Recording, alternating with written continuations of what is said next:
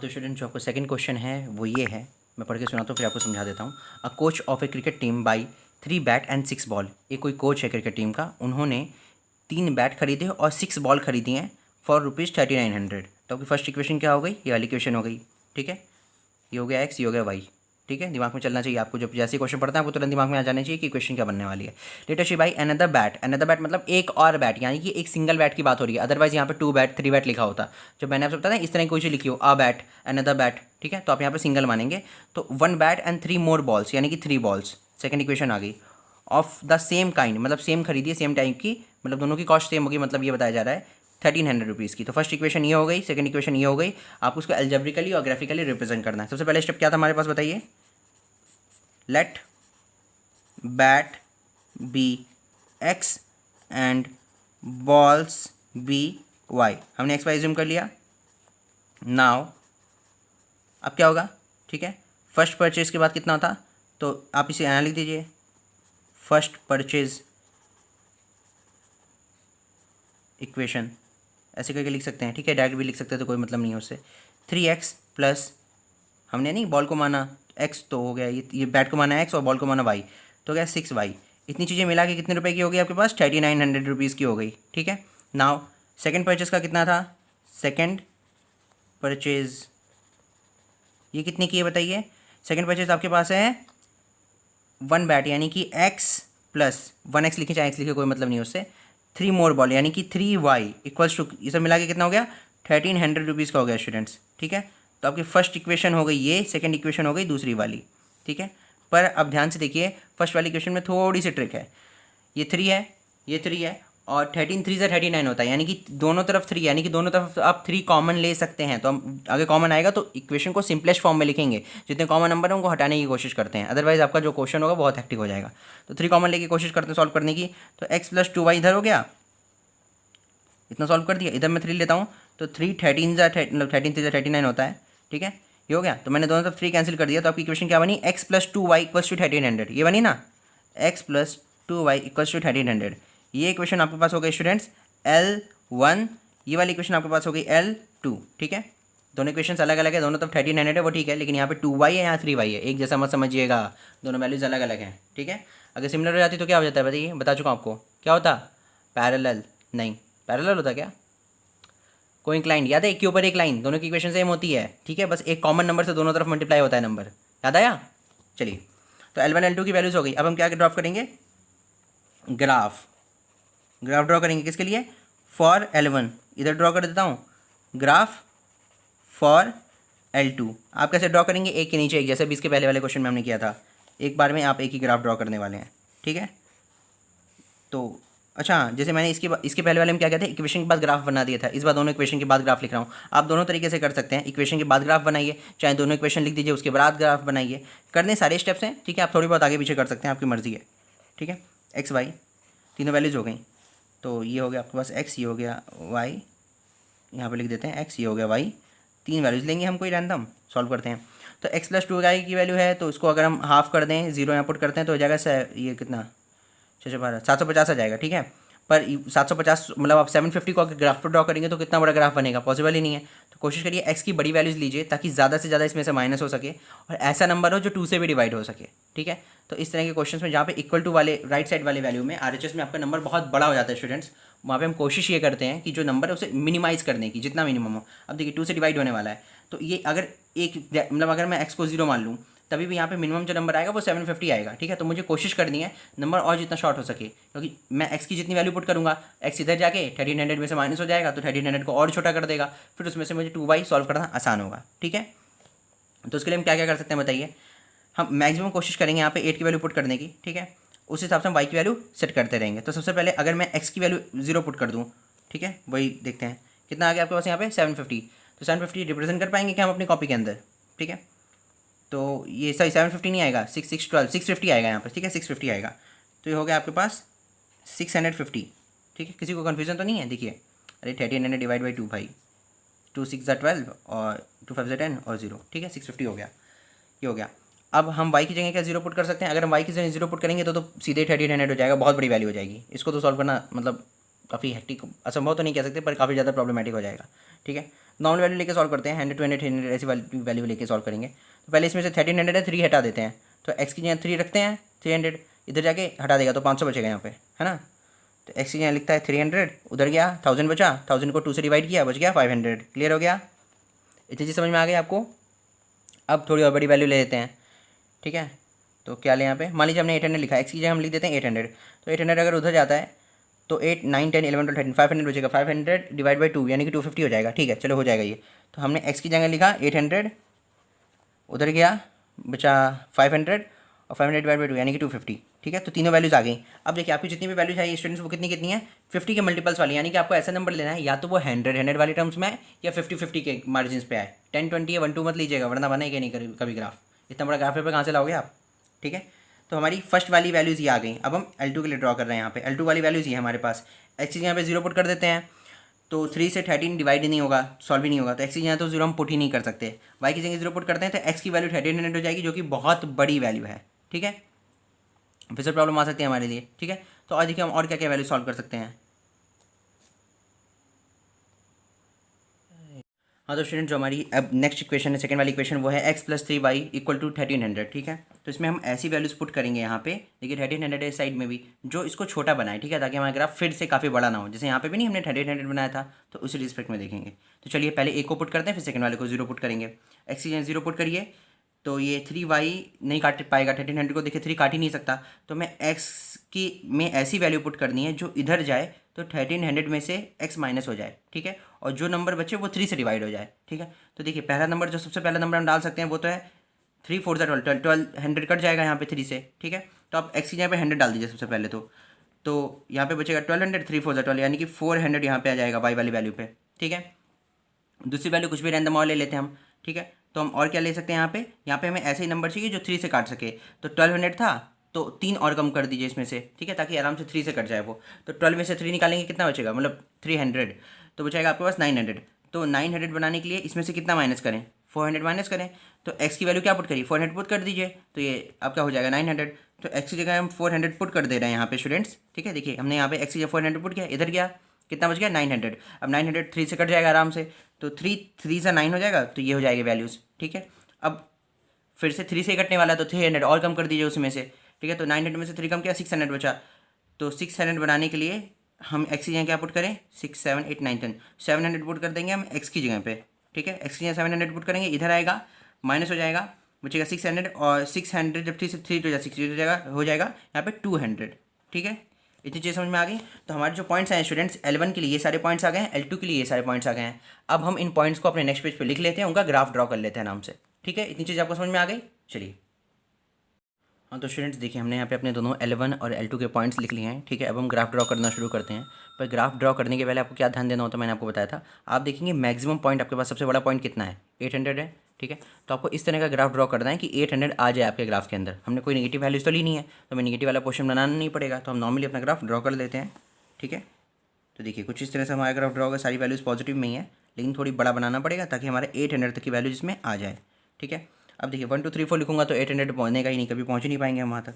तो हम बड़ी वैल्यूज़ लेंगे। स्केल सेट करना सिखाया था, तो स्केल कितना सेट करेंगे आप, स्केल 1 यूनिट इक्वल टू कितनी यूनिट है, 100 यूनिट, मतलब 1 यूनिट को हमने कितना माना है, 100 यूनिट मान लीजिए आप, ठीक है। 1 यूनिट की वैल्यू इतनी है, ठीक है। On x axis on y axis दोनों में कॉमन यही है। अगर अलग अलग होता तो आप अलग अलग लिखते हैं उसे, ठीक है। ये चीज़ लास्ट में हमने की नहीं थी, पर ये होता है, स्टेप मिस हो गया था, स्किप हो गया था। 1 2 3 4 5 6 7 8 9 10 11 12 13 इतना ले लेते हैं, काम हो जाएगा इतने में। 200 300 400 5 6 7 8 9 10, ठीक है।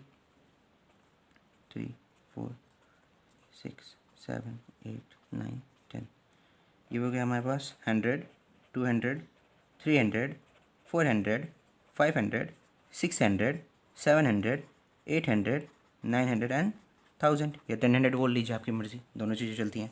ये आपका हो गया एक्स एक्सिस, ये हो गया आपके पास वाई एक्सिस, ठीक है। इतनी चीज़ क्लियर हो गई। अब चलिए पॉइंट्स बनाते हैं। सबसे पहले 0, एक्स की वैल्यू 0 और 650 कहाँ पे आएगा, ये है 600, ये 700, दोनों का मिड का पॉइंट होगा 650। पॉइंट बनाना सिखाया था आपको, गोला बना दिया, एक पॉइंट हो गया। फिर 300 होगा, ये 300 और 500 यानी कि इस जगह पे। तो पहले इसका डॉटेड लाइन बना दीजिए यहाँ से ऐसे ऐसे, ठीक है, मैं रफली बना रहा हूँ, आप स्केल की मदद से ही बनाइएगा, आपकी ग्राफ बिल्कुल एग्जैक्टली सही ड्रॉ होगा। ठीक है, तो ये पॉइंट हमारा कहीं इस जगह पे आके मैच करने वाला है। ठीक है, दूसरा पॉइंट होगा 800 यहाँ पे कहीं है, और 250 आपके पास ये पॉइंट आएगा स्टूडेंट्स। ठीक है, तो पहले 250 वाला बनाते हैं। देखिए मिड पॉइंट से लेके चलते हैं, कोशिश करेंगे स्ट्रेट लाइन हमारी ड्रॉ हो 800 के पास तक। ठीक है, आपका 800 ये है, ये आपका पॉइंट इस जगह पे बन गया। ठीक है, तो आप देख सकते हैं तीनों पॉइंट लगभग आपकी स्ट्रेट लाइन में आ रहे हैं। तो कोशिश करिए अब इन तीनों को हम ड्रॉ कर लेते हैं। हमारी एक लाइन L1 वाली तो ये कंप्लीट हो जाएगी स्टूडेंट्स। ठीक है, देखिए हो गई है, इसको एक्सटेंड कर देते हैं थोड़ी सा हम यहाँ पे। ये कौन सी लाइन आपके पास हो गई, इक्वेशन 1 वाली। तो इसी के ऊपर आपको अपनी इक्वेशन लिख लेनी होती है, जो भी आपकी इक्वेशन बनी होती है। तो हमारे पास L1 की इक्वेशन क्या थी बताइए, L1 की इक्वेशन यही तो थी, x + 2y = 1300, और यही आपका L1 है। ठीक है, क्लियर हो गया। अब L2 के लिए ड्रॉ करते हैं। x की वैल्यू है 100 और y की वैल्यू है 400, तो इसका पॉइंट इस जगह पे आएगा ये। ठीक है, आ गया। अब 300 x की वैल्यू है और y की वैल्यू है 400। ठीक है, ये पॉइंट इस जगह पे आ गया आपके पास। तो y की वैल्यू है 400 और x की वैल्यू है 300, ये इस जगह पे कहीं पे आएगा। ठीक है, तो ये आपका हमने डॉटेड लाइन यहाँ पे बना दी, और ये वाला पॉइंट जाके हमने यहाँ पे मैच कर दिया। तो एक पॉइंट ही ये भी इधर ही कहीं आने वाला है, दूसरा वाला भी।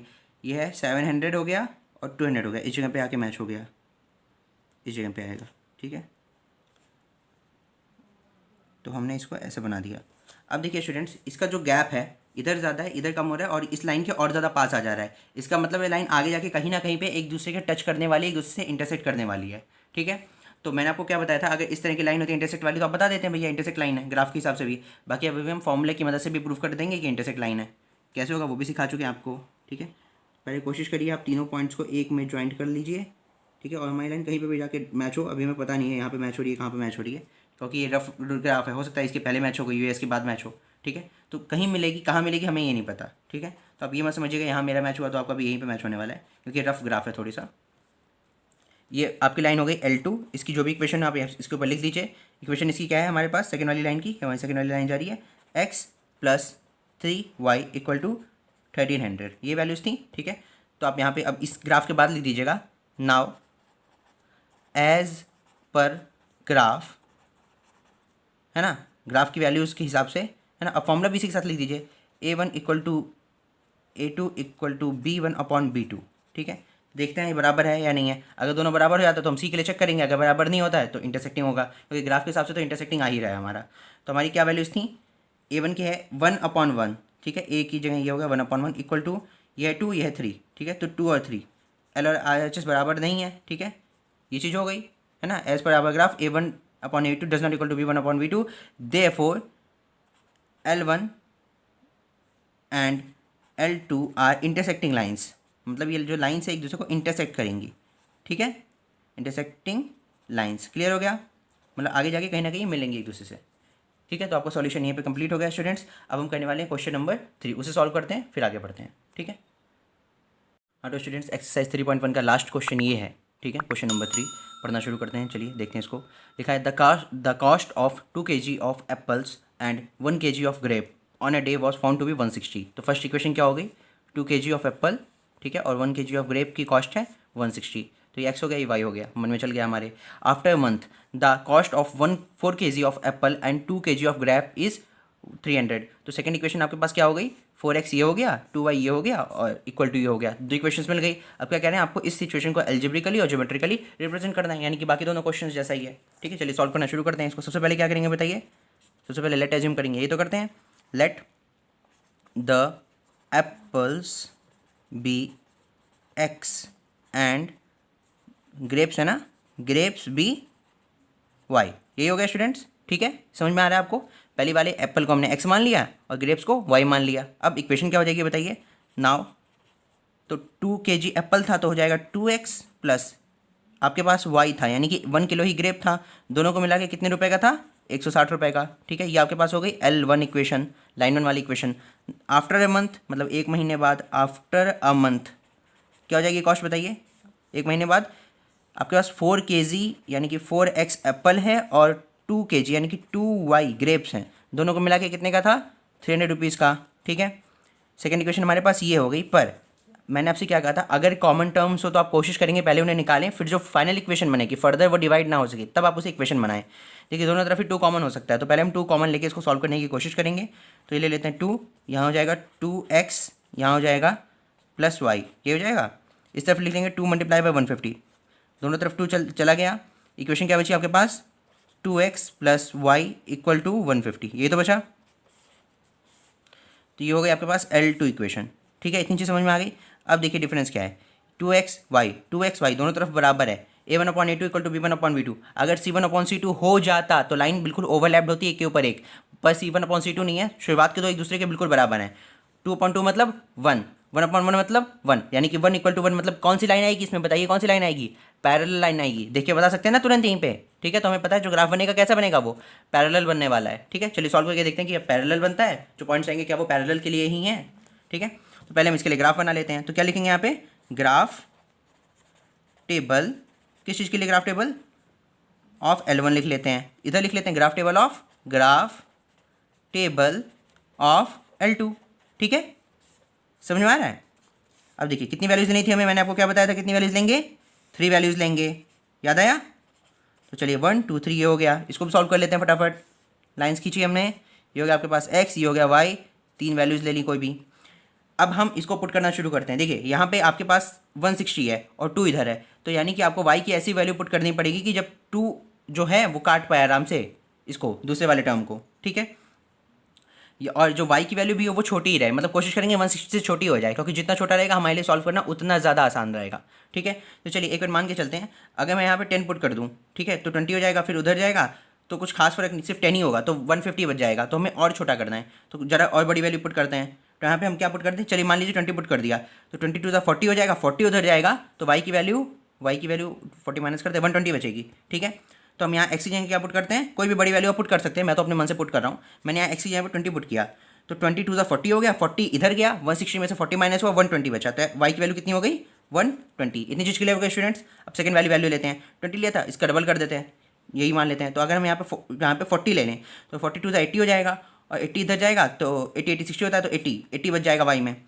तो उसके लिए क्या लिया था हमने, यहाँ पे 40 लिया था ना। हाँ चलो ठीक है, x की जगह अगर हम 40 ले लें तो 42 से 80 उधर गया, 80 बचा।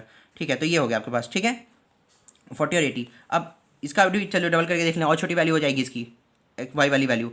ठीक है, तो हमने लिया 40 का कर देते हैं हम यहाँ पे 80 कर देते हैं। चलो तो 82 × 60 पूरा माइनस हो जाएगा, y की वैल्यू 0। हाँ ठीक है, ये सही है। तो हमने x की यहाँ पे क्या ले लिया, यहाँ पे 80 ले लिया, 80 उधर गया, नहीं 82 × 60 हो गया, 80 इधर गया। ठीक है, तो उसने पूरा माइनस कर दिया और y की वैल्यू हो गया आपके पास 0। तो 80 पे आ रहा है 0 पॉइंट्स, ये 3 वैल्यूज़ आ गई आपके पास। ठीक है, समझ में आ गया। अब चलिए इधर बढ़ते हैं, इधर सॉल्व करते हैं। अब आपके पास है 2x + y = 150। ठीक है, तो आप चाहे तो यही वैल्यूज़ ले लीजिए, चाहे तो अलग अलग वैल्यूज़ लीजिए, कोई फ़र्क नहीं पड़ने वाला है। ठीक है, हाँ तो ये चलिए यही लेके देख लेते हैं क्या क्या बनने वाला है। अगर हम x की यहाँ पे वापस से वही 20 पुट करते हैं, ठीक है, तो हो गया यहाँ पे 40 तो हुआ, और 40 माइनस कर देंगे तो नीचे कितना बचेगा, 110, ये बचेगा।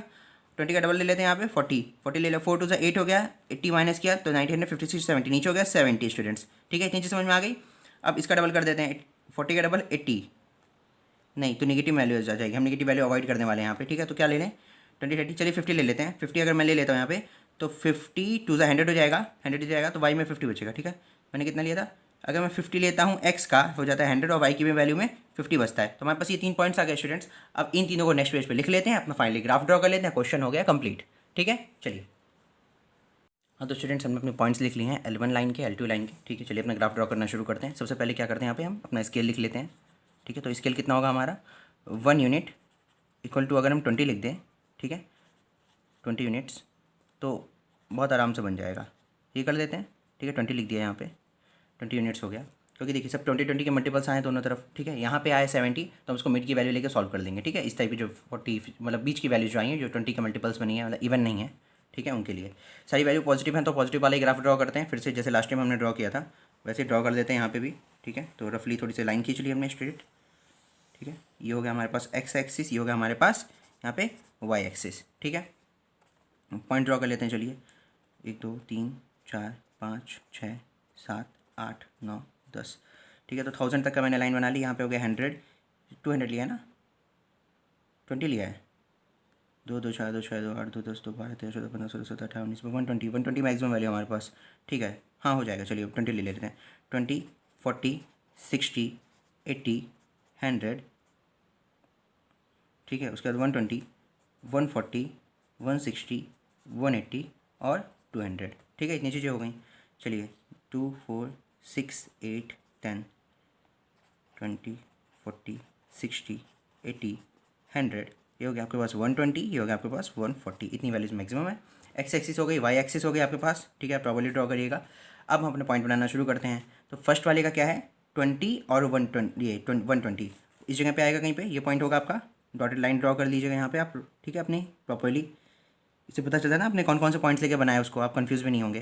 पहला पॉइंट ये हो गया। दूसरा हो गया 40 और 80 पे, 40 ये हो गया, 80 यहाँ पे आया, ठीक है। तो ये इस जगह पे आएगा यहाँ पे स्टूडेंट्स, ठीक है।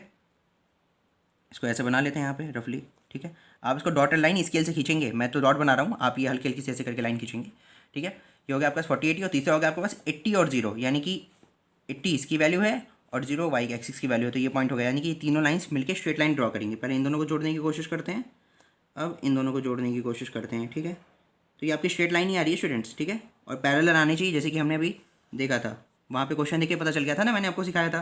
क्वेश्चन देखे पहचान लेंगे आप A1 A2 और मतलब ABC की मदद से पहचान लेंगे कि कौन सा वाला होगा, ठीक है। अगर A1/A2 इक्वल टू B1/B2 है तो ये लाइन कैसी होगी, बताइए कैसी होगी। ये होगी पैरेलल लाइन, ये तो था, ठीक है। चलिए ये तो अपने पहले पॉइंट हो गया। L1 वाली लाइन हमारी ये ड्रॉ हो गई, लिख लेते हैं। इक्वेशन बाद में लिखेंगे, क्या पता इसी के आसपास कहीं आ जाए, तो पता नहीं हमें। दूसरा वाला लिखते हैं 20 ये है, और 110 आएगा आपके पास इस जगह पे, इस पॉइंट पे आएगा, ठीक है। तो एक पॉइंट इन दोनों के बीच में, इन दोनों के बीच में वाला पॉइंट हुआ, ये हो गया, ठीक है। 20 और 110 पहला पॉइंट ये हो गया। देखिए मैंने कहा था हो सकता है पास में आ जाए, ठीक है। अब इधर नीचे ही निकलना चाहिए वैसे तो। और 40 और 70 का लेते हैं। 40 ये है हमारे पास और 70 कहाँ पे स्टूडेंट्स, ये पॉइंट यहाँ पे आ रहा है, ठीक है। बिल्कुल पास से निकल रही है लाइन ये।